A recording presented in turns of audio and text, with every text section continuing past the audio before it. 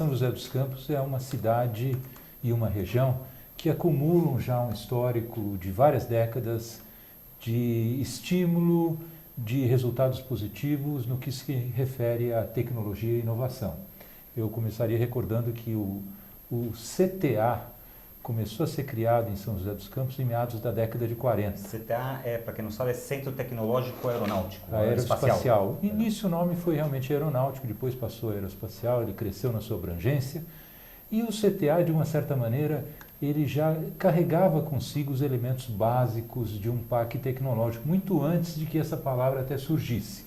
Ou seja, um ambiente onde profissionais egressos de uma escola de alta qualidade pudessem desenvolver em diversos institutos de pesquisa os seus trabalhos e dali, com o passar dos anos, pudesse derivar uma ou mais indústrias. E foi exatamente isso que aconteceu. 23 anos depois da criação do CTA, surgiu a Embraer.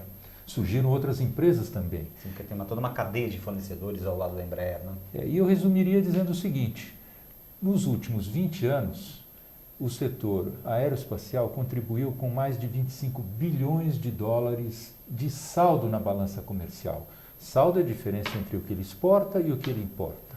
E isso, na realidade, foi riqueza extraída de onde estão os clientes, principalmente da Embraer, mas também de outras empresas, convertido em novos investimentos, em melhorias na cidade de São José dos Campos, impostos pagos, dividendos para acionistas, PLRs pagos para os empregados dessa indústria. No fundo, riqueza que retornou à cidade no longo prazo. Não se pode pensar em parques tecnológicos, não se pode pensar em educação, em ciência e tecnologia com olhos de curto prazo.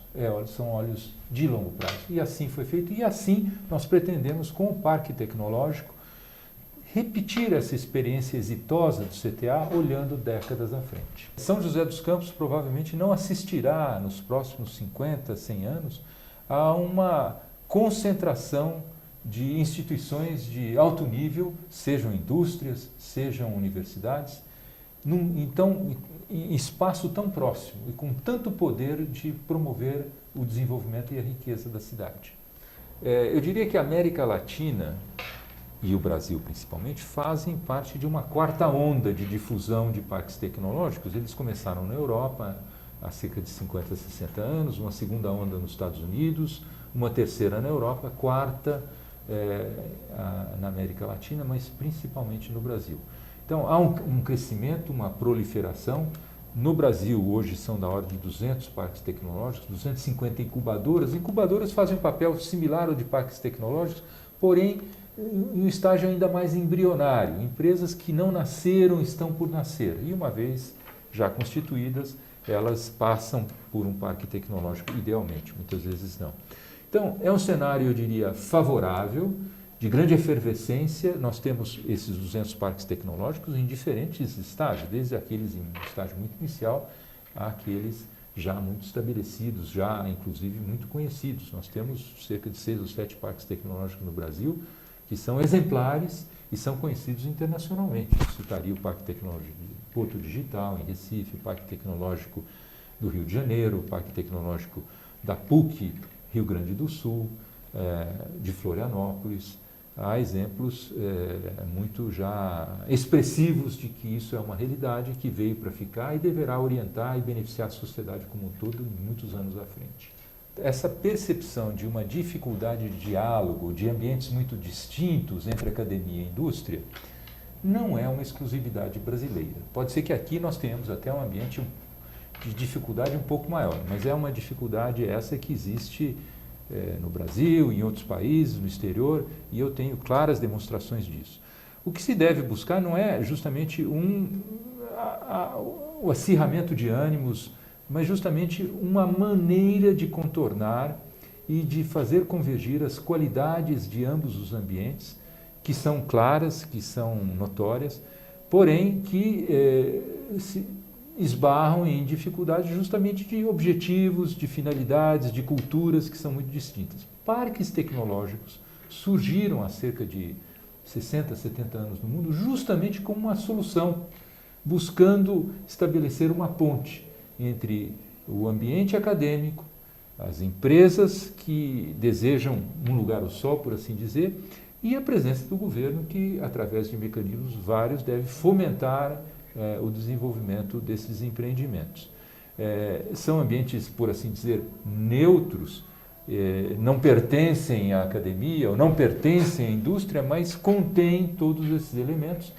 E eu diria que o simples fato deles nascerem de forma independente já favorece a flexibilidade, uma atitude de maior cooperação, e as universidades que lá se instalam têm perfeita consciência de que lá vão para fomentar, apoiar e estabelecer uma ponte com o mundo produtivo, o mundo empresarial.